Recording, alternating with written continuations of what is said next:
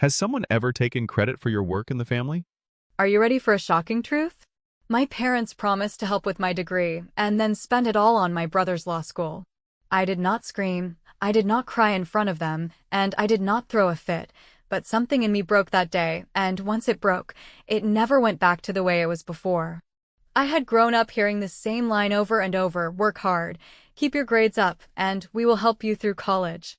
It was not presented as a favor or an option. It was said like a family guarantee, the kind of thing you plan your entire young life around. So I did exactly what they told me. I worked my tail off. I graduated in the top slice of my class. I filled out every scholarship application, and I went to sleep every night thinking at least the financial part was going to be handled. That was the one piece I thought I could rely on. The real gut punch came not in some dramatic scene, but in a kitchen conversation that had the casual tone of someone deciding which takeout to order. Tuition was due in 2 weeks, and I reminded my dad, Robert, that I had the invoice ready. He leaned back, rubbed his forehead, and said, "We needed to pivot with that money." My mom, Linda, jumped in quickly, using the word "we" like this had been a roundtable decision. She said something like, "It just made sense, honey. Jake had to get into law school, and law pays back faster." She actually smiled when she said law pays back faster, like she had memorized it from a brochure. Jake was sitting there too, nodding, not guilty, not even sheepish, just nodding like he was the project everyone was betting on. I felt the room spin, not because the money was gone, but because it was clear they had decided this long before I was told. I had a choice in that moment. I could blow up, throw every plate in the sink, and watch them treat me like the unhinged daughter. Or I could take Aunt Denise's old advice, which suddenly rang in my head: don't argue, document. So I pulled up my phone right there, opened my email, and forwarded Dad the note he had sent me a year earlier where he spelled it out: "We've set aside money for your degree, so focus on your studies." I hit forward, I typed one line: "Need clarity since this has changed," and I sent it. Mom's phone dinged with the message, and 5 minutes later, she replied with the worst possible text to put in writing: "We moved it because law school is the smarter family investment." That was it. That was the moment they gave me my first real weapon, and they did it without realizing it. They were so comfortable reframing promises that they did not even stop to think what those words would look like if they ever left our house. I screenshotted everything. I saved the email. I saved the text. And I did not delete Jake's smug little comment in the family group chat from a few months earlier where he said I could just do community college and grind it out because Emily's built for that. Every piece went into a folder on my computer labeled receipts. I knew I might never need it, but something told me to hold on tight. In the short term, I had to act. I still wanted my education, and I was not about to drop out because they shuffled money around like Monopoly cash. So I scrambled. I pulled together the scholarships I had already won, I applied for an emergency grant, and I got onto a payment plan. I also picked up extra shifts at work, not glamorous work, just enough to patch the gap. At the same time, I called the admissions office and quietly canceled Jake's bar prep schedule that had been booked under my email because, yes, I had been the one managing his deadlines like a secretary. That was my first quiet no. I did not announce it. I just stopped. When Jake texted me 2 days later asking if I had proofread his personal statement for a clerkship, I did not even answer. It was not my job anymore.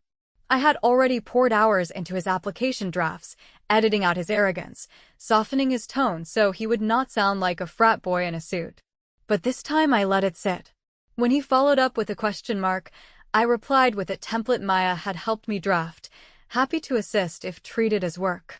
Here is my rate for editing and turnaround time.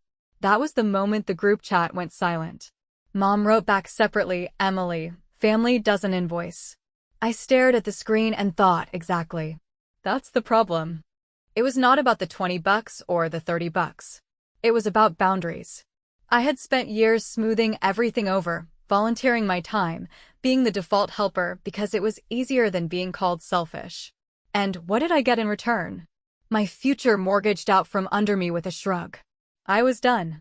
That week I cut off every unpaid task they had assigned me, and I shifted my energy to something that would actually matter: extra hours at my job that would eventually qualify me for tuition reimbursement. I did not yell, I did not beg, and I did not crumble.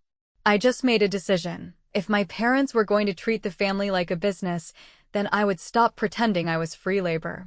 From now on, I was documenting, I was setting rates, and I was drawing lines they had never seen from me before. And here is the part they did not see coming. The first real request did not come from Jake, and it was not about editing or errands. It came from the State Bar. When I tell you that the silence after I set my first boundary was louder than any argument we had ever had, I mean it in the most literal way possible. Because once I told my brother that if he wanted my editing or my organizational help it would be at an actual rate instead of free, the family chat went dead quiet, as if everyone had been handed a script that said, "Do not respond. She will come to her senses." Only I did not come to my senses, at least not in the way they meant it, because for the first time I felt like I had finally stepped into them. You have to understand how our family worked. Jake was the investment, the golden boy, the one who could afford to be careless because someone else would cover him, while I was the insurance policy, the one who smoothed edges, managed details, and kept things on track without anyone noticing how much time and energy that actually took. Once I pulled that plug, their entire rhythm shifted because they were suddenly confronted with what it looked like when I stopped being their unpaid assistant and started being a person with a spine. The guilt campaign kicked in almost immediately, and it was not subtle. My mom called me one night with that voice she uses when she is about to lecture, but wants to sound like she is just concerned, telling me that family is supposed to pull together, and that by sending an invoice I was turning blood into business. My dad sent me a long message that looked like it could have been copied out of a leadership seminar, talking about loyalty, trust, and sacrifice, while never once acknowledging that I was already sacrificing every day by patching the holes their decision had left in my college funding. Jake did not bother with subtlety. He just sent me a one-line text, "You're embarrassing yourself." I read it 3 times and laughed out loud, because for once I realized that embarrassment was the one card they thought they could always play, and I had finally stopped caring. Instead of backing down, I doubled down. Every request that came my way was answered with the same calm template. If this is a task you want me to do, here is the scope and the rate, and if not, I wish you luck handling it. I thought at first maybe they would respect it in some twisted way, like finally acknowledging that I had limits, but the truth is they resented it. They resented that I stopped showing up at family dinners with spreadsheets in my head about Jake's deadlines, that I stopped proofreading his applications, that I stopped rearranging my life to cover for him when he forgot something important. They thought I would break after a week, maybe 2, but what actually happened is that I got stronger, and with every no I said, I gained another piece of my time and sanity back. Of course, it is never just about tasks or money, it is about the symbolism. The family had built itself on this unspoken contract that Emily will handle it, Emily will fix it, Emily will swallow it, and now I was breaking the contract they never even admitted existed. My mom tried the soft approach, sending me nostalgic messages about, "Remember when you helped Jake with his high school essays," and how proud we were, as if guilt and flattery could erase the fact that my entire future had been mortgaged without my consent. My dad went practical, warning me that burning bridges in family matters could leave me isolated when I needed support later, which was rich considering they had already chosen to isolate me when they handed over my college fund. Jake simply avoided me, except when he wanted something, in which case he would send a curt line as if I was still on payroll. The truth was, by cutting myself out of their machine, I had more space to build my own. I signed up for more shifts at work and finally hit the hours threshold that qualified me for tuition assistance, which felt like winning a lottery ticket that I had actually earned through sheer persistence. Maya, my friend at work, became my unofficial sounding board, and she was the one who kept telling me to keep receipts, keep everything in writing, because people like your family only respect paperwork. That advice sank in deeper every day, and I started keeping track of every favor they asked, every message they sent, every little piece of evidence that showed just how one-sided this arrangement had always been. When Jake asked me to RSVP for a firm mixer on his behalf because he had no time for admin stuff, I replied with my rate again, and when he ignored it, I let the deadline pass. He missed the event. It was not my problem anymore, and for the first time, the fallout landed on him instead of me. When Mom called afterward, furious that I had let him look bad, I told her calmly that I was no longer responsible for Jake's calendar. I could hear her pause on the other end, as if she literally did not know what words to use with me anymore, because the daughter she was used to would have apologized 10 times by then. What they did not realize was that every little refusal was not just me being stubborn, it was me building a muscle I had never used before, the muscle of saying no and surviving the consequences. And the more I exercised it, the more I realized I did not actually lose anything that mattered, because what kind of support system collapses the second you stop being useful to it? By standing firm, I saw the truth of our dynamic in a way I had been too scared to admit before. And just when I thought the requests and the guilt had started to slow down, a new letter arrived, not from my parents, not from Jake, but from the State Bar Association, with my name listed as a reference on Jake's character and fitness application. That was when I realized my silence had only been the warm-up, because now the system itself was asking me for the truth, and I was the one holding all the receipts. The envelope looked official from the moment it landed on my kitchen table, with the kind of seal that immediately makes your stomach flip, not because you did anything wrong, but because you know it's tied to someone who probably did. When I saw the return address from the State Bar, I felt something in my chest tighten, not with fear, but with a kind of clarity I hadn't experienced in months. Jake had listed me, without asking, as a personal reference for his character and fitness application, a standard part of the process if you're trying to become a licensed attorney. What he didn't understand, or maybe just assumed I'd ignore, is that those forms ask real questions. Not just fluffy praise or vague character statements, but pointed, documented, under-oath questions about financial responsibility, personal integrity, and any issues that might reflect on his capacity to practice law. And he had handed them to me of all people. I sat with that form for an hour before I touched a pen. It wasn't that I didn't know what to say. I knew exactly what I could write. But I also knew that whatever I wrote would follow him, possibly for the rest of his career. It was not a small thing, and I wasn't going to treat it like one. I wasn't interested in revenge for the sake of pettiness. I wasn't going to make something up, or exaggerate, or try to destroy him. I didn't need to. All I had to do was tell the truth. And that, I realized, was the one thing none of them ever expected I'd do, not the real truth, not the kind you can't talk your way out of. The first thing I did was attach the email from Dad, the one he sent me the year before, promising that my college tuition was secured, planned for, and not something I need to worry about. That language was important. It showed the expectation that had been set. Then I attached the text from Mom, the one where she admitted that they had redirected the money to Jake's law school fund because he'll pay it back faster and it's better for the family in the long run. Those words weren't angry. They weren't emotional. They were cold, practical, and devastatingly clear. Then, at the very end, I added one sentence. Just one. There is a pattern of commitments being reframed after the fact, which may be worth further consideration. I didn't accuse him of anything. I didn't speculate or editorialize. I just let their own words speak. I signed my name, double-checked everything, and sent the form back with tracked delivery. The next day, I turned off my phone for 4 hours because I didn't want to hear the fallout immediately. I knew it was coming. I could already imagine the messages, the calls, the dramatic declarations about how I had gone too far, how I had crossed a line, how I had betrayed family. But when I finally turned the phone back on, what surprised me most wasn't the volume, it was the desperation behind it. Jake called 3 times. Then he texted me, "What the hell did you say to them?" Then Mom called and left a voicemail sobbing about how I had jeopardized his entire future. Dad's message was more clinical, asking if I could retract or amend the statement. I didn't reply to any of them right away. I needed them to sit in that space for once, the space where I wasn't immediately available to fix everything. Later that evening, I sent a single message. I told the truth. That's all. No apology. No justification. No opening for debate. I made it very clear that any further discussion about the matter would need to go through the Bar Association, not through me.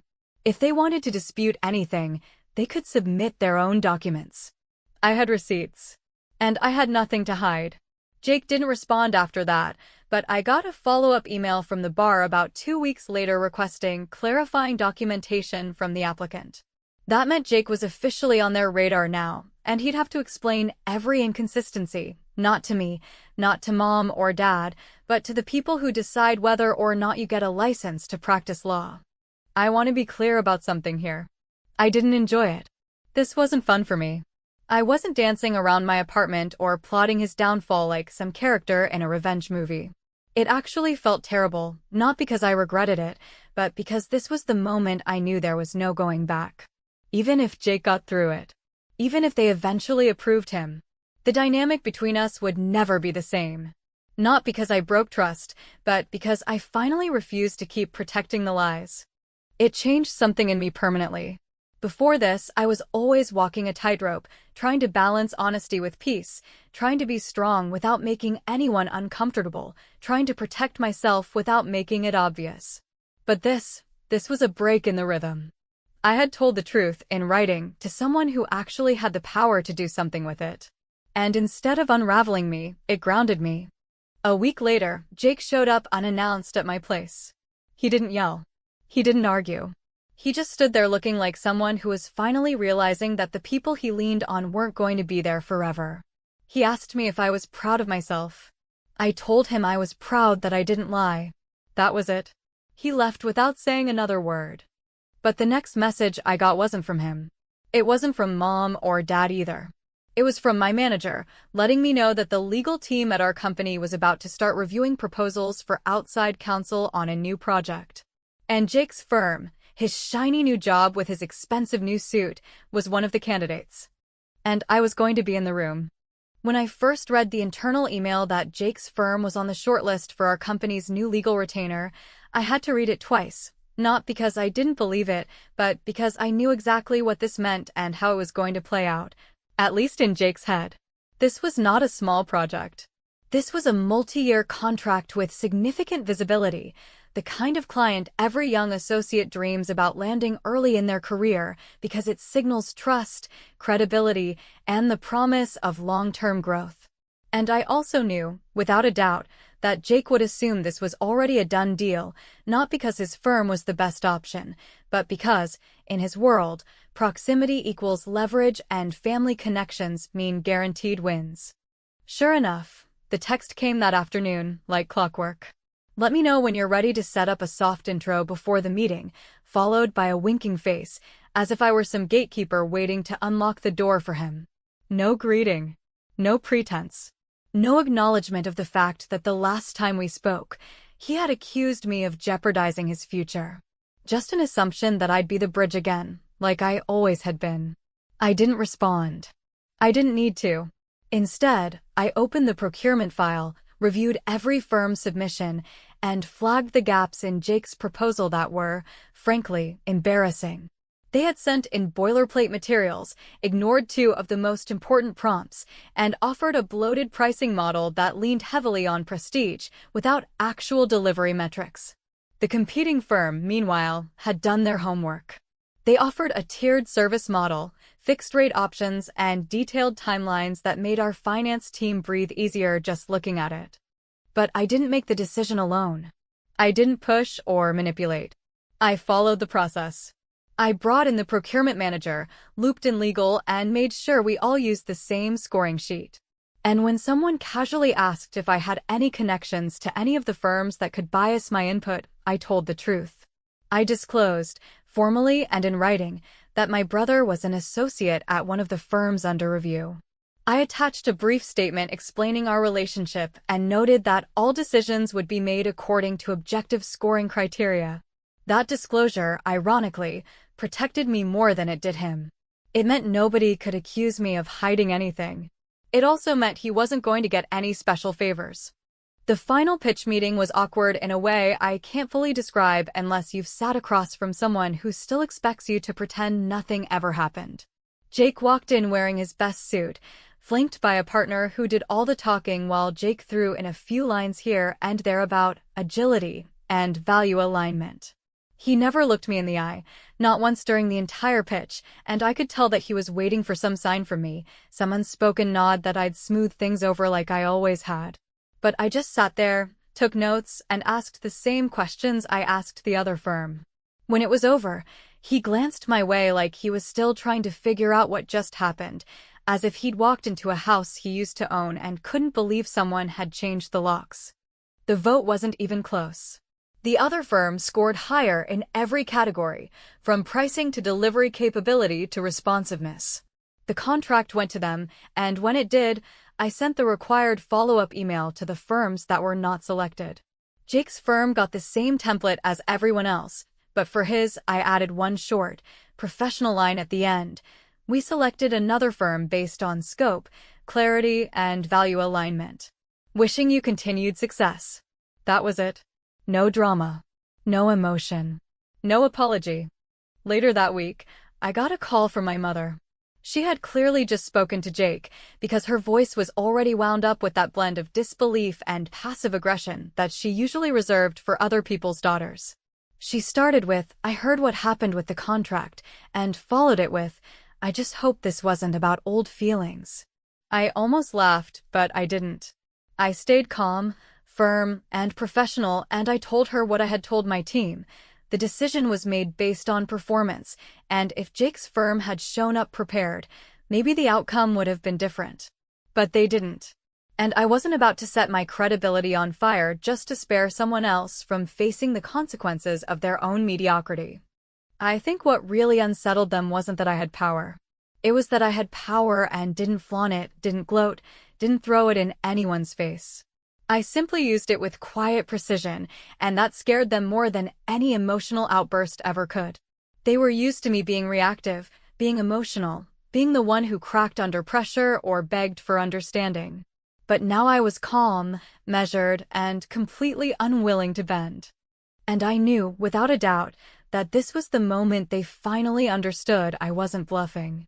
I wasn't playing hard to get, or teaching a lesson, or hoping for them to come back and apologize. I had changed the rules entirely. I wasn't just closing doors. I was building new ones with locks they didn't have keys to. But just when I thought the message had been received, a new request came in, this time not from Jake, not from Mom, and not from Dad, but from their accountant. Apparently, they had run into a tax issue connected to the way they moved the original education fund, and now, months later, with interest piling up and legal advice getting more expensive, they needed help. Not emotional support. Not moral validation. Actual money. And they asked if I could float a few $1,000s to protect the family credit. When I read the message from their accountant, politely framed with words like urgent matter and temporary bridge, I felt a stillness settle over me, the kind that only comes when you realize the people who claimed you were being dramatic have, once again, turned your boundaries into a backup plan. They didn't come to me directly. They didn't call, didn't ask how I was doing, didn't even attempt the courtesy of pretending it was a conversation. Instead, they sent a third party to carry the same assumption that had always been behind every favor, every expectation, every chore they quietly deposited in my lap. Emily will fix it. And this time, they had added a new layer of pressure, protecting the family credit as if financial reputation now trumped the promises they had already broken, as if I was somehow responsible for covering the fallout from decisions I never agreed to. The irony wasn't lost on me.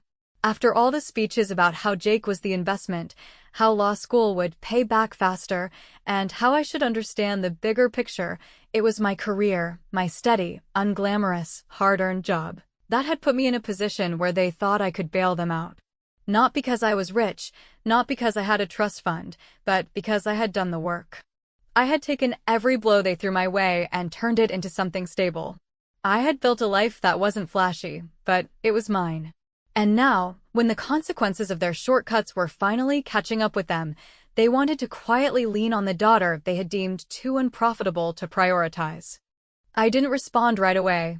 I sat with it for 2 full days, not because I was conflicted, but because I wanted to be absolutely certain that I wasn't speaking from a place of bitterness. I didn't want revenge. I didn't want to hurt them. I just wanted the message to be crystal clear. I was done being the emergency fund, the emotional accountant, the plan B they never credited until they needed something. So I opened a new document, and I wrote down everything, every text, every email, every unpaid favor, every broken promise, every conversation where they reframed my anger as selfishness and my silence as agreement. I wrote it down not for them, but for me. Because I wanted to remind myself, when the guilt started creeping in, that I wasn't being cruel.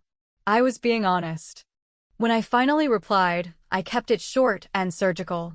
I thanked the accountant for the message, acknowledged the situation, and declined the request. I didn't offer an explanation, didn't open a dialogue, didn't try to soften the blow. I attached a brief resource list, local tax clinics, debt negotiation services, a few nonprofit organizations that specialize in family financial planning, and ended with one sentence that had taken me years to be able to write without apology. Going forward, I am not a lender, a cosigner, or a financial safety net. That was it. That was the moment the gate closed, not with a slam, but with a steady, final click. I didn't hear from my parents for 3 weeks after that. No dramatic confrontation. No angry voicemail. Just silence. And honestly, it was the most peace I had felt in a long time. Because for the first time in my life, I wasn't caught in the spin of trying to anticipate their reactions. I wasn't tiptoeing around their expectations or editing myself to avoid conflict. I was standing in the full truth of my own choices, and whether they understood it or not didn't matter anymore. Around that same time, something unexpected happened. My manager pulled me aside and told me I was being considered for an internal leadership program, one that came with tuition support for a master's degree and a mentoring track that would open doors I hadn't even thought to knock on yet. I applied. I got in. And a few weeks later, I stood at a podium at our company's annual event to receive a recognition award for quiet leadership and strategic clarity. I didn't invite my parents. I didn't feel the need to explain or justify that choice. I invited Maya. I invited Antonice.